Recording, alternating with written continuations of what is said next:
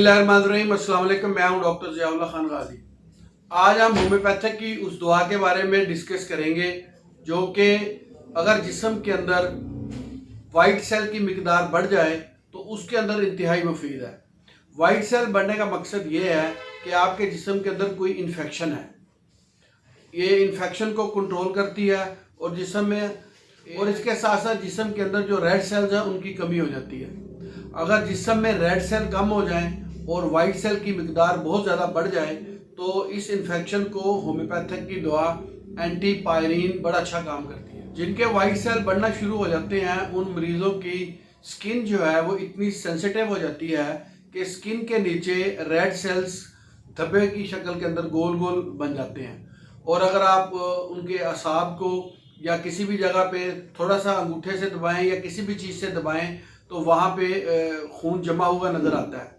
तो इसका मतलब ये होता है कि इसके जिस्म के अंदर इन्फेक्शन है और ये इस इन्फेक्शन को ज़ाहिर करती है। और ऐसे मरीज़ों को यूरिन बार बार आता है। बार बार यूरिन आने की वजह से ज़ाहिर उनके जिस्म के अंदर एक वीकनेस या कमज़ोरी आ जाती है और साथ यूरिन के अल्ब्यूमिन की मिकदार भी आती है।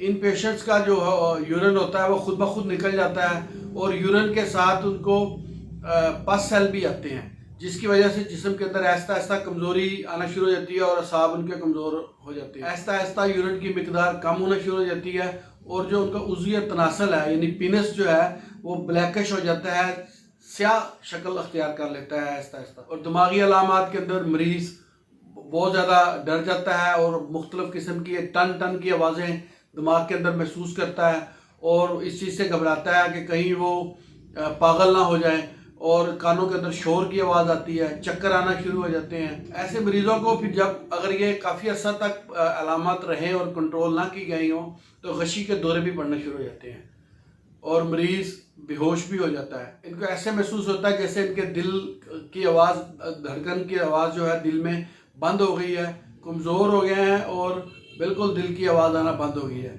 और ऐसे मरीज़ों को मिर्गी के दौरे भी पड़ना शुरू हो जाते हैं। और ख़वातीन अगर हों ऐसे पेशेंट्स तो उनको लकोरिया बहुत ज़्यादा आता है और उनको पेशाब वाली जगह के ऊपर ख़ारिश वगैरह बहुत ज़्यादा होती है।